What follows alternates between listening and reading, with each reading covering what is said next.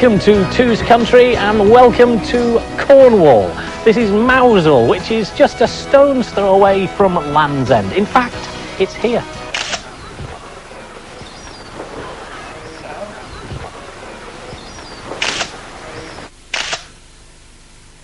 What's that one? I've not seen that before. Random select. What does that do? Come on.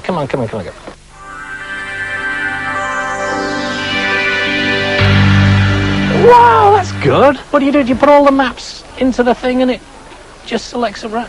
Brilliant. Well, we can let your chip do the choosing, see? I mean, there's so much in Cornwall, it'll do it for me. Take the workload off me. And whilst we're at it, you can do all the driving. Right, let's move on.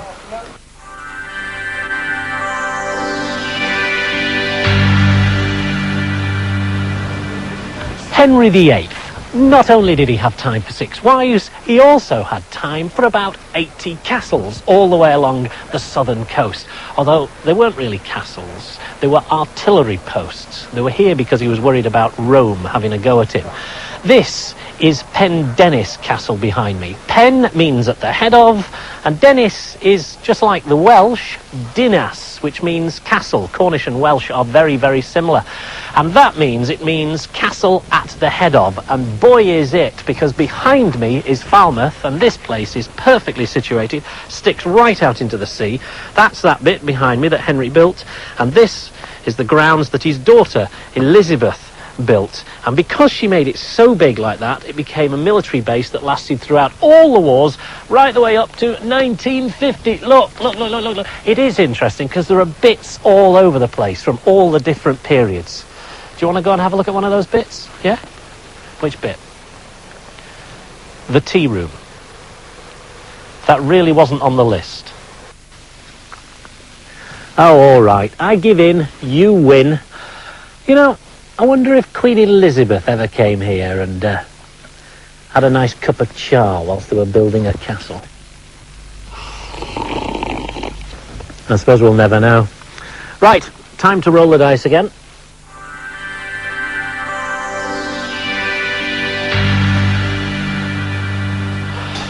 There we are, Logan Rock.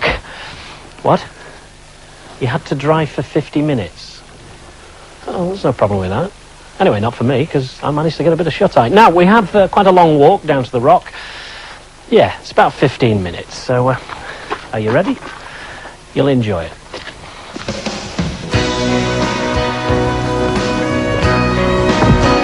Come on! What's the matter with you? It's like far from the madding crowd. Can't you feel it? Oh, come on. If you sit down, you'll never get there, will you? Anyway, you've only got to climb that.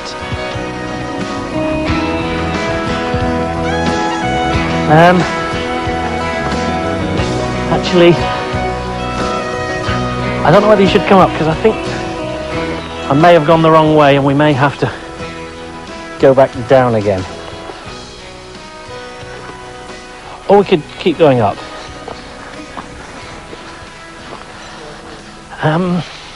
These are all serious rock climbers. And that's Logan's Rock. Maybe they'll lend us a rope or something. It'll be all right.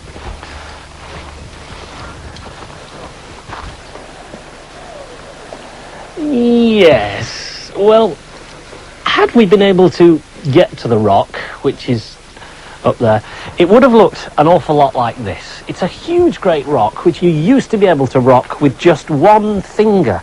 You could push it with your finger. Anyway, back in 1824, Lieutenant Goldsmith and some of his men thought it'd be a terrific wheeze to push it off the top of the cliff. And so it fell down into the sea. But the local villages suffered so much that the lieutenant and his men were forced to put it back on the top at their own expense. Now we need to move on, so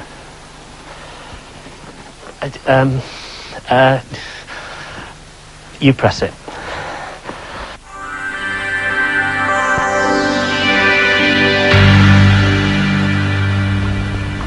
Now we're going across the causeway to St Michael's Mount. There it is, up on there. This was probably connected to the mainland at one stage, but the sea came in, and you can only go across this at certain times of the day because for the rest of the day there's seawater up here. So we better be quick, and I'll tell you about it on the other side. And that's the causeway that we just came across, and we better be quick because the tide is coming in. Now, there are 3 St Michael's Mounts, one in Italy, famous one in France, Mont Saint-Michel, and they were all built around about the same time. In fact, this one was built with the help of the French, and that was around 1130. There's another thing that they all have in common, and that is that they're very steep, and you can't get a car up, so come on, let's go the rest of the way.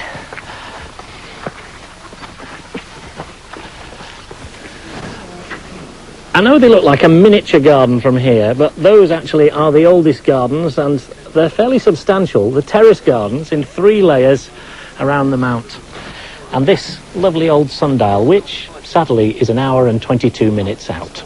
An hour because of summertime, and 22 minutes because they put it in the wrong place. Isn't this gorgeous though? Look at that. And come in here and take a look at this view. Stunning. You know, it's no wonder the monks chose this mount. What a lovely place to live. Yeah, okay, now look back this way, because it's time to move on.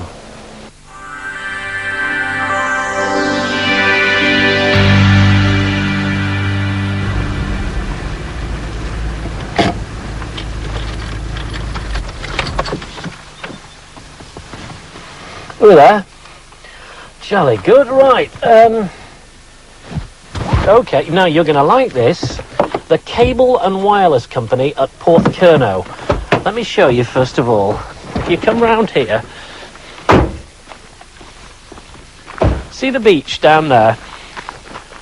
All of our telephone calls, pre-war and during the war, went through cables and into the ocean there, and all over the world. They came down this hill, underground, and out. Now, when the war started, they were a bit worried about these buildings. They thought they were a bit vulnerable to attack, so they decided to put all of the technology behind those cables underground. This is a submerged repeater. We're talking about submarine telegraphy, sending messages underwater. So they got the Cornish miners to dig some tunnels under a huge hill here, put these enormous doors on them to protect them. They're even gas-proof.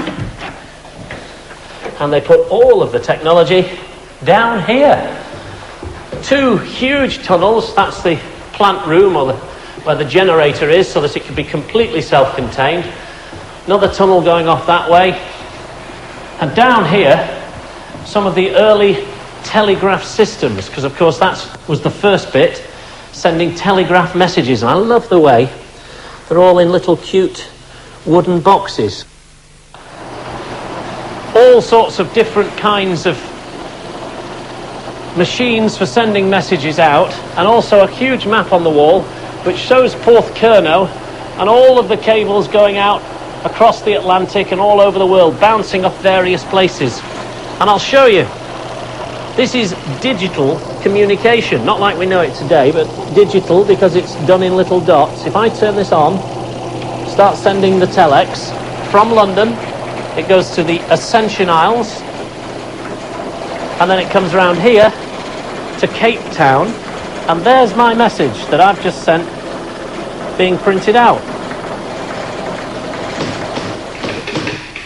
Hello? Hello? You didn't bring your mobile, did you? Hello? It's just we're running behind a bit, really. So, yeah, I know there's a lot of driving. There's always a lot of driving. Quit moaning. Well, I'll tell you what, we better move on. Quick.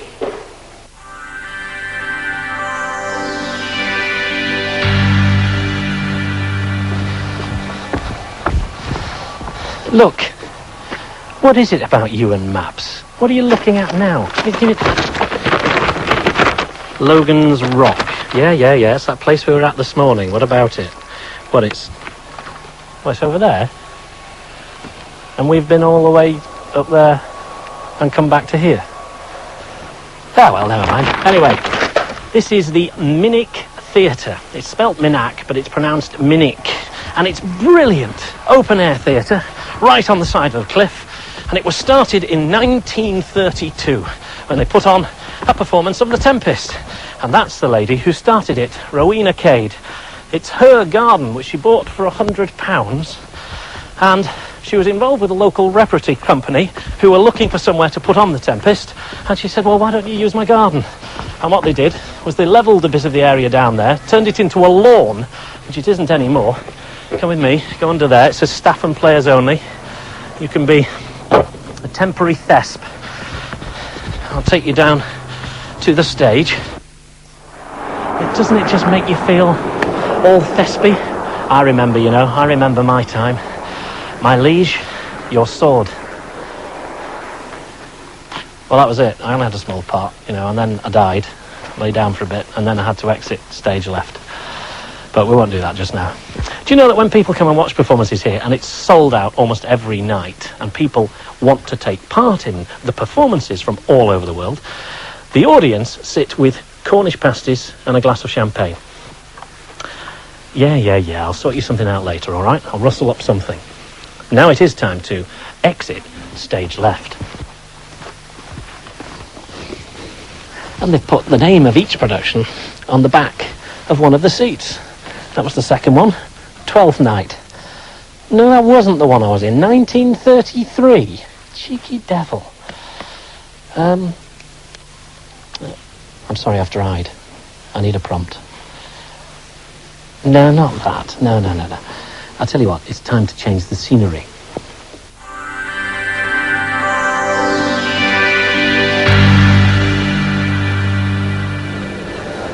So there you go, your little random selector has taken us to St. Ives. And very nice it is too. I've had a little scratch around in the car to see if I've got anything for you. And all I came up with was a can of beer and a bit of water. So you better have the water, because you're driving, and I'll have the beer, all right? Right. Now, I've also come up with, your random selector thing? I've come up with my equivalent. It's the only pack of cards where everyone is either a king or queen. It's really clever. It's got information all about them on each of the cards. Now, go on, pick a card, any card. You take that one. Give that to me then. Who's that? Who is it? Do you know? Edward Elder. No, he's nothing to do with Cornwall. Have another card. Go on, another card. Who's that then? Edmund II. No, he's nothing to do with Cornwall. I tell you what, you organise a break and I'll sort out these cards. Yeah.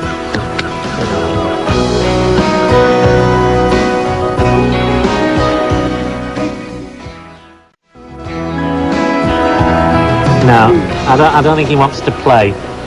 But I've sorted it out now. Pick any card. What have you got there? Oh, Queen Elizabeth II.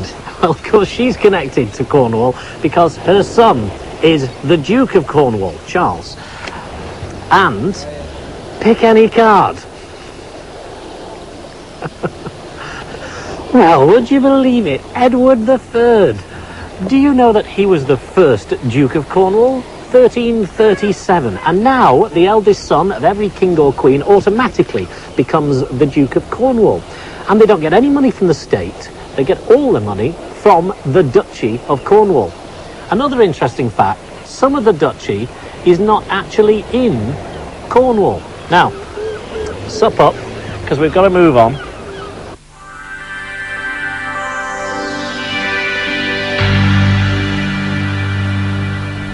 How did this map get in? I mean, this is just a field full of aerials. Great big concrete, the Goon Hilly Downs. Actually, I mean, it does sound nice and historic, but I mean, look at that. What's all that about? You put it in, didn't you? What? We must keep talking. Oh, yes. Right, well, I've done all my genning up, and the first transmission was sent on the 11th of July, 1962.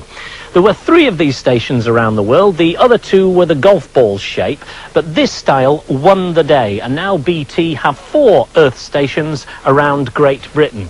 That one, number 3, is taking care of the satellites over the Indian Ocean. Now, you can't see them, they're too far away. But the chances are, if you phone Australia, your call will go through that dish. What are you doing? What are you doing? There's what? There's signs saying beware of the adders. Adders? Look, you go and look at the dishes, and I won't.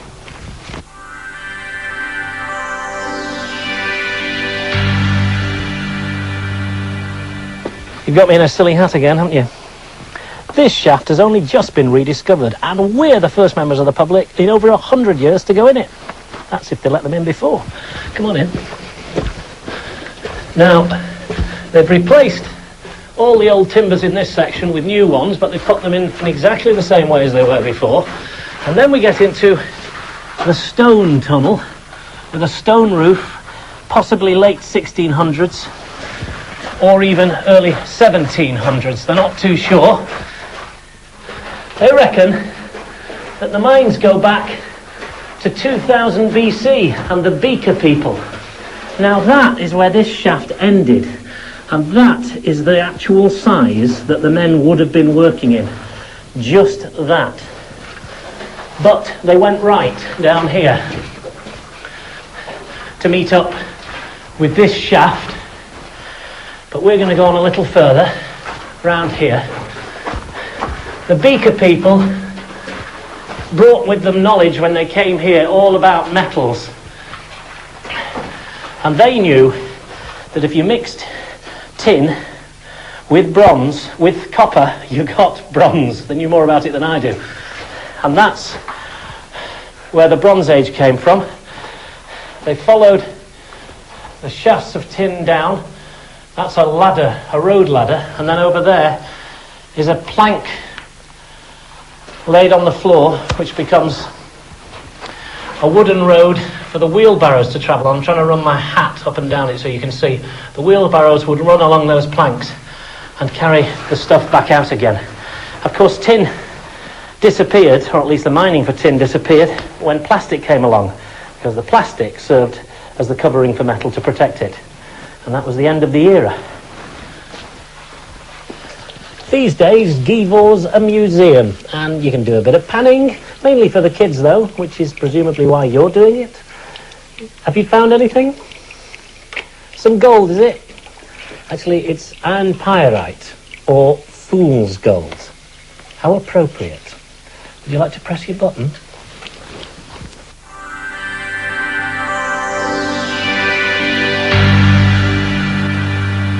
So we're in Paul, which is just up the road from Mousehole, and we're at the monument to the grave of Dorothy Pentreath, who died in 1777 and is said to be the last natural-born speaker of Cornish.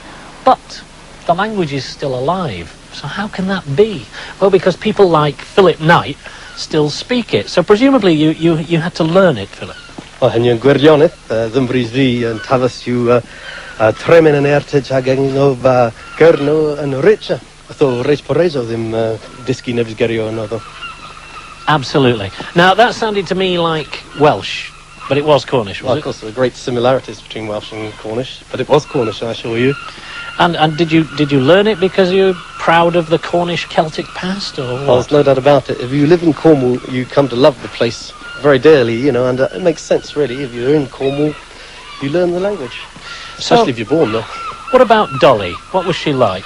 Well, Dolly was really just a fish jouster. She used to trade from Penzance, from Mousehole rather, to Penzance, Yeah. and then go back again. And how do we know that she was the last speaker of the language, or don't we really? Well, there was a gentleman who came down from England, a very learned sort of antiquarian called Daines Barrington, and he decided that he'd look out the last vestiges of the Cornish language, and he ended up in Mousehole thanks to good advice. And getting there, he made it known that for a wager he doubted very much that he could find anybody to speak Cornish. So she took on the wager. Oh, Dolly Waller truly obliged, and I think she abused him for half an hour.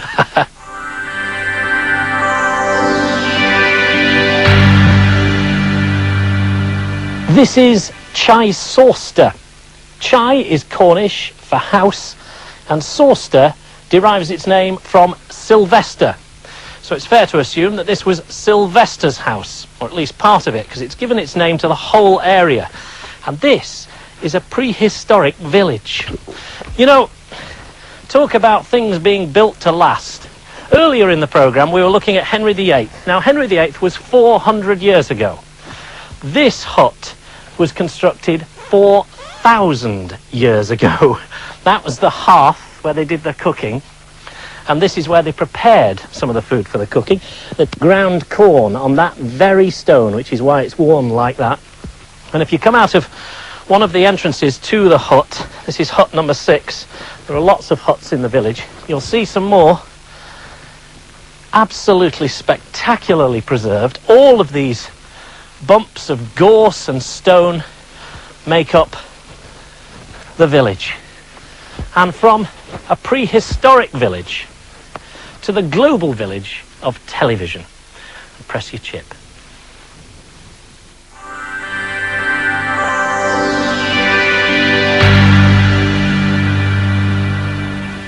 Now, how is it that whenever there's food around, you're always ahead of me? Hey? Phyllis Badcott in Lelant, is that how you pronounce it? That's right. Just outside St Ives. Yeah. And you are an expert on making proper Cornish pasties? Well, I like to think I make proper pasties, And we yes. caught you just at the right time, because That's we're about right. to do that. You call it the crimping? The crimping, yes. And we're doing the rope crimping tonight, A rope. Come on then. yes. Oh, no, that's clever. That is very clever. Now, you were telling me that real pasties, they don't have carrots in, No, they don't have mincemeat. no way. So what do they have in then? They have either chuck steak or a skirt, Mm-hmm. which you can't always get. But tonight this is chuck steak, Some onions, onions, some potato, was it? potato, and sweet turnip. Yep. That's Leave it. Yes. I'm sorry, I can't take him anywhere. Now No. listen, in all good programmes they say, here's one I prepared earlier. That's right. Have you got one? I just have one. There.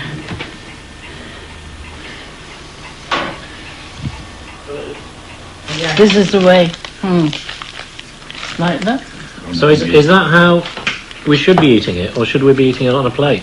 No, we do it old way. Well, To do it like that? do it like that. Yes.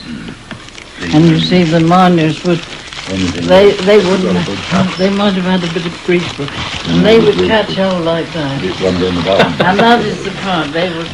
Yeah, but Is that's because we're late. that easier for you then? Yeah, right, okay. Well, I have to say, I've really enjoyed this programme. It's been great. I mean, using your chip and that choosing wherever we went, you know. Yeah, all right. So I know what you're annoyed about. You've had to do all the driving, and we've been zigzagging all over the place. Yeah, all right. I admit that perhaps it isn't the most organised way to do things. Why are you giving me all these maps? I'm driving home. Right. Well, I'll find my way then. So next time you're with us, we're going to Era, down the west coast of Ireland. Absolutely breathtakingly beautiful. And you can take the ferry.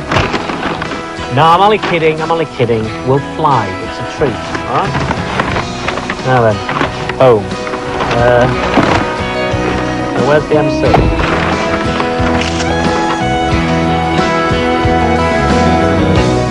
And you'll find Tim Grundy touching down in Ireland right after the break.